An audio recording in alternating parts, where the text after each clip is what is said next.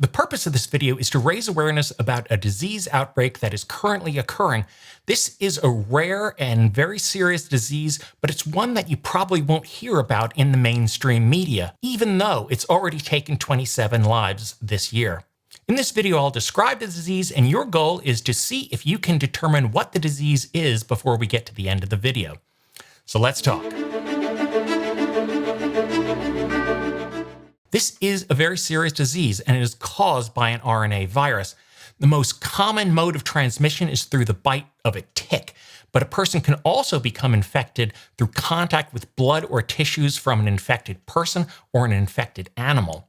The people that are most likely to suffer from this disease are people who work with animals, such as breeders, but also individuals such as butchers who will process meat for consumption. Also, in the event of an outbreak, healthcare persons are likely to become infected if they don't wear appropriate personal protective equipment.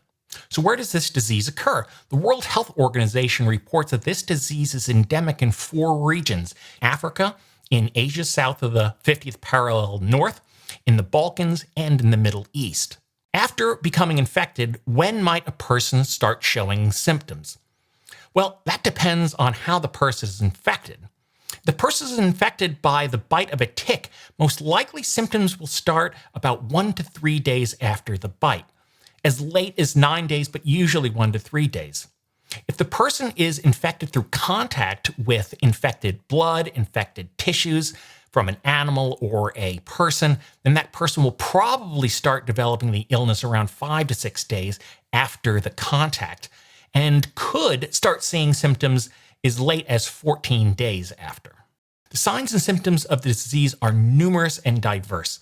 It starts off with muscle pain, neck pain, headache, nausea, vomiting. It can also include diarrhea.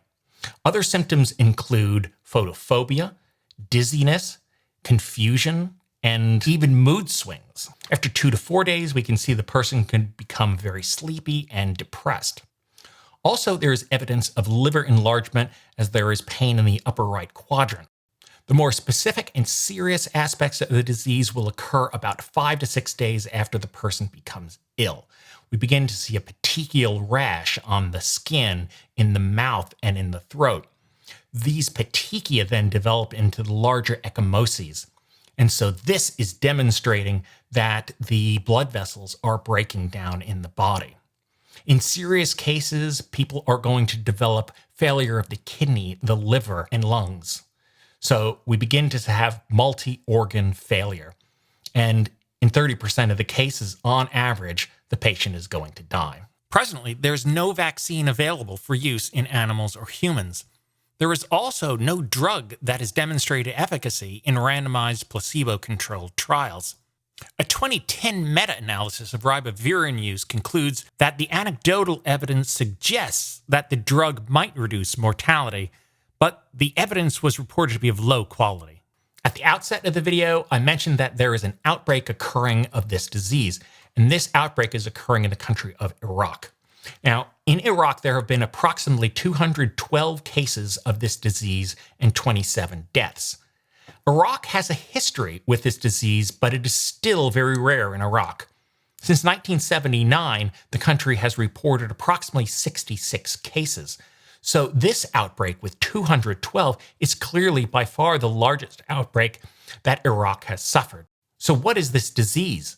This disease is Crimean Congo hemorrhagic fever, a very serious tick-borne viral disease. Iraq currently has individuals from the Iraq Field Epidemiology Training Program, as well as the Ministry of Health and the Thakar Governorate. So what are individuals doing in this region of Iraq?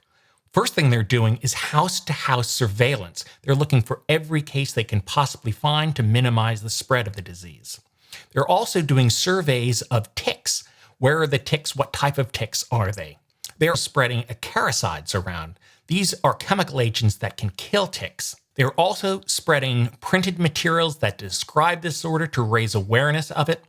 And then finally, they're working with the World Health Organization to do diagnostics as well as sequencing of the viral genomes. So what are the risks that concern the health professionals in Iraq and the World Health Organization? In July, there is the holiday of Eid, and here we'd certainly expect people coming together. There would be the slaughtering of animals to prepare for food.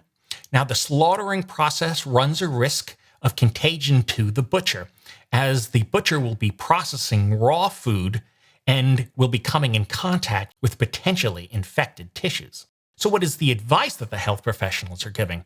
One thing they're certainly suggesting is the quarantine of animals at least 14 days prior to slaughter. Additionally, the use of pesticides rigorously for 14 days prior to slaughter should minimize the risk to butchers who are processing the food. Infection control measures should be taken in hospitals so that healthcare providers are not contaminated and infected while they are caring for the ill. So how did you do? Were you able to guess Crimean Congo hemorrhagic fever before I told you? If so, congratulations. It is a rare disease, but it's certainly one we want to be aware about because it's certainly impacting people's lives and unfortunately taking lives as well. If you enjoyed the video, I'd appreciate a like, subscribe if you'd like to, and I'll see you in the future. Thank you very much for watching.